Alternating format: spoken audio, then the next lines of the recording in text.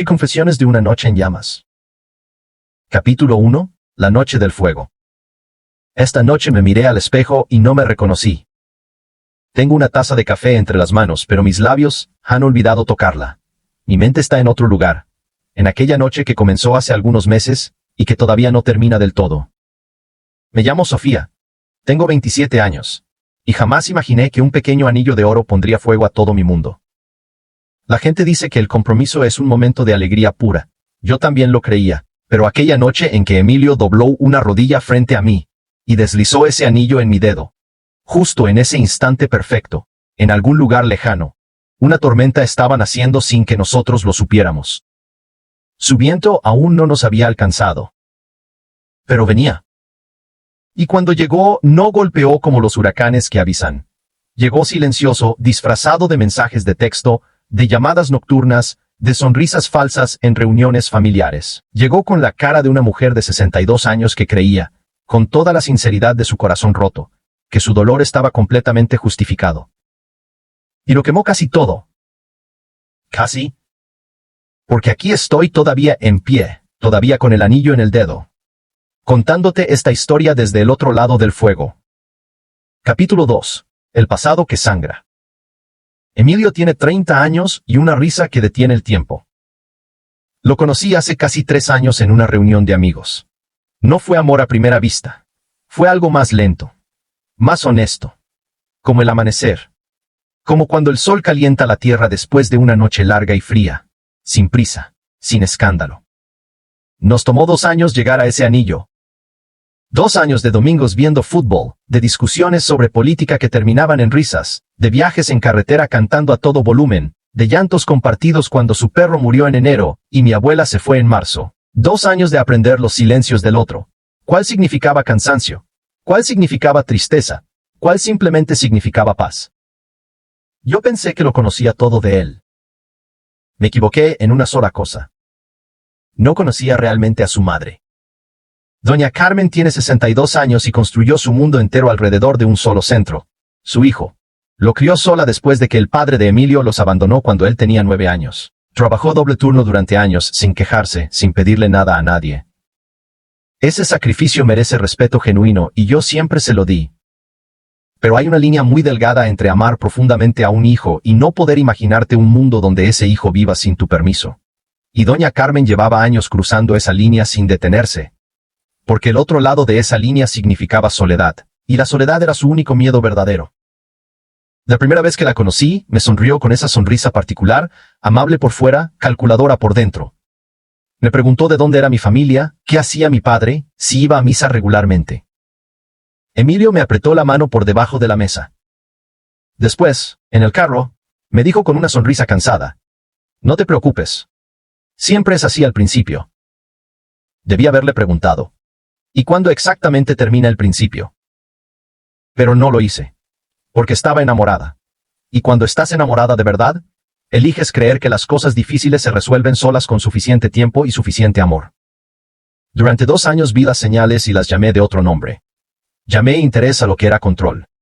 Llamé tradición a lo que era manipulación. Llamé carácter fuerte a lo que era una mujer que no podía concebir que su hijo tomara decisiones importantes sin consultarla primero.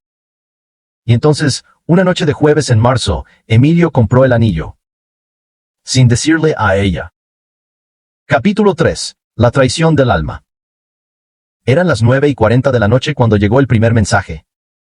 Emilio y yo estábamos flotando en nuestra burbuja de felicidad recién estrenada, sus dedos entrelazados con los míos, el anillo brillando bajo la luz del carro, hablando de cosas felices, de si queríamos una boda grande o pequeña, de si tendríamos perros o gatos o los dos. Vi cómo su teléfono vibraba sobre el tablero. Vi cómo él lo tomaba distraído. Vi cómo su cara cambiaba, no dramáticamente, no de golpe. Fue algo más sutil y más doloroso. Como ver cómo alguien apaga una luz por dentro. Sus hombros se tensaron. La sonrisa desapareció. Y me pasó el teléfono sin decir una palabra. Era un mensaje de doña Carmen. Emilio, acabo de enterarme por tu prima Sandra de que le compraste un anillo a esa muchacha. No puedo creer que me entere así. ¿Cuándo decidiste que tu madre no merece saber estas cosas? Un anillo no se compra sin hablar primero con la familia. Es una falta de respeto enorme hacia todo lo que hemos construido. Esa muchacha te tiene completamente cegado y tú no te das cuenta. Lo leí 3 veces. Y en la tercera lectura, algo se asentó en mí. No rabia todavía, sino una claridad fría y extraña. La claridad de entender que esto no era la reacción impulsiva de una madre sorprendida. Era el resultado de años de una dinámica que nunca se había cuestionado. De un contrato no escrito entre madre e hijo que yo, sin saberlo, acababa de romper con mi sola existencia en la vida de Emilio. Los mensajes siguieron llegando durante 2 horas. Que Emilio siempre necesitó guía y seguía necesitándola. Que una mujer que acepta un anillo sin que la familia sea consultada no entiende el valor de la familia. Que su difunto abuelo jamás habría permitido algo así. Emilio respondió con paciencia, explicando, pidiendo comprensión. Doña Carmen no quería comprensión.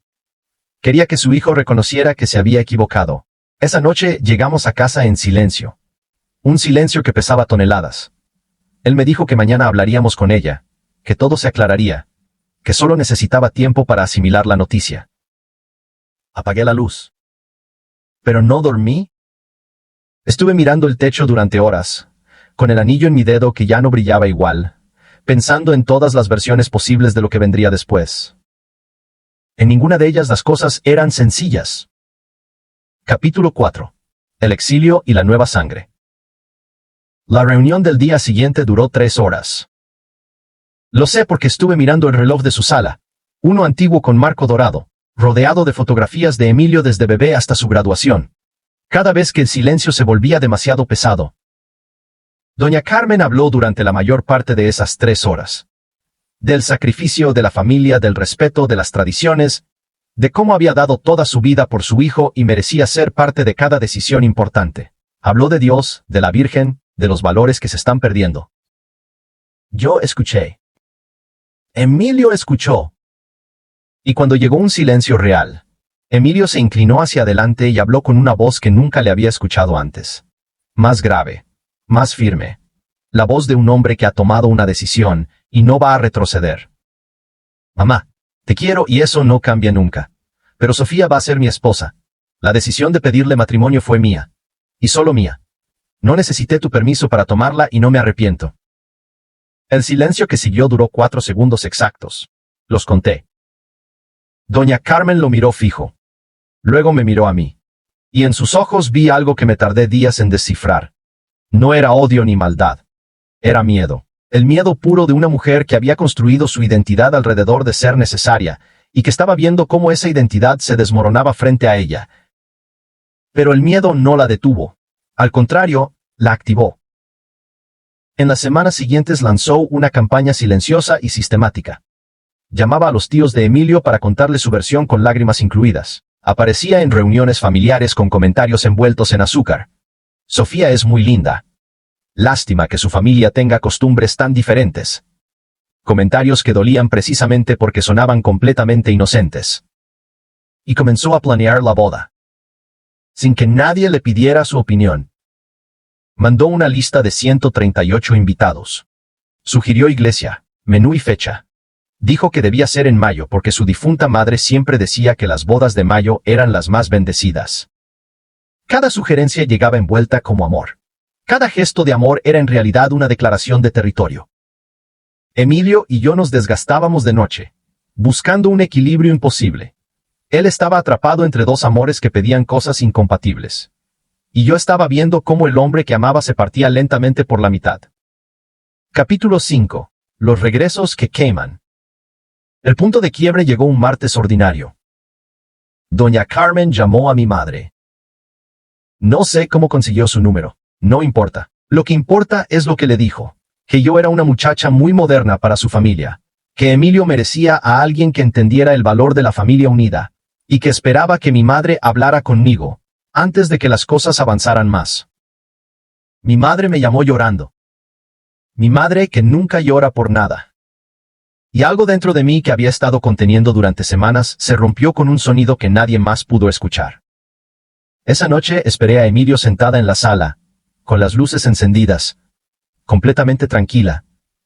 Lo recibí sin rabia, sin lágrimas. Necesito que hablemos, le dije. Y él supo por cómo lo dije que esta vez era completamente diferente. Le conté lo de la llamada. Vi cómo su mandíbula se tensaba, cómo sus ojos pasaban de la vergüenza a algo más duro y más decidido. Lo vi llegar, en tiempo real, al mismo lugar donde yo había llegado días antes. Mañana hablamos con ella, dijo. Y esta vez son límites, no una conversación. La reunión con doña Carmen al día siguiente fue la más difícil de todas. No porque gritara, no gritó. Fue difícil porque lloró.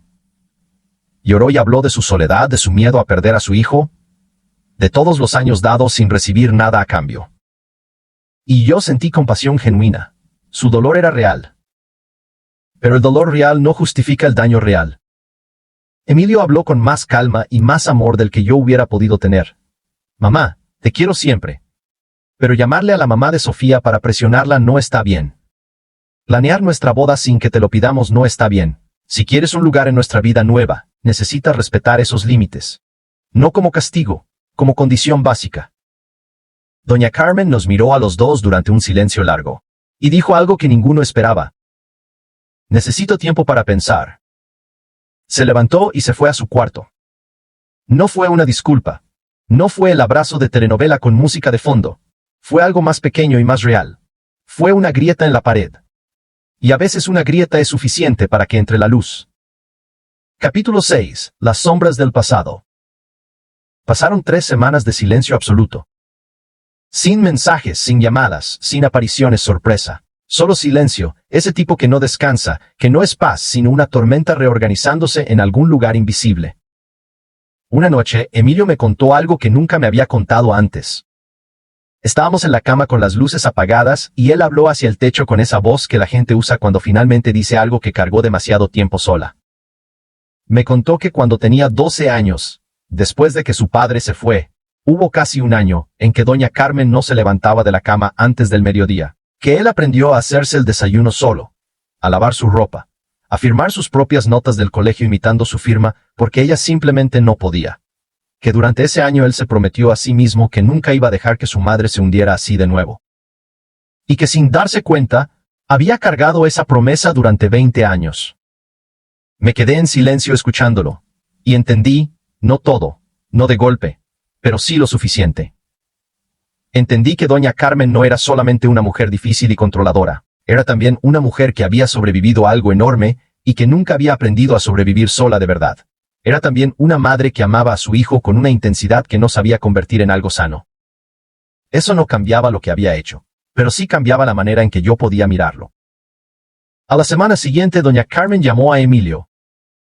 Le pidió que fueran a verla solos, sin mí. Emilio me preguntó si estaba bien con eso.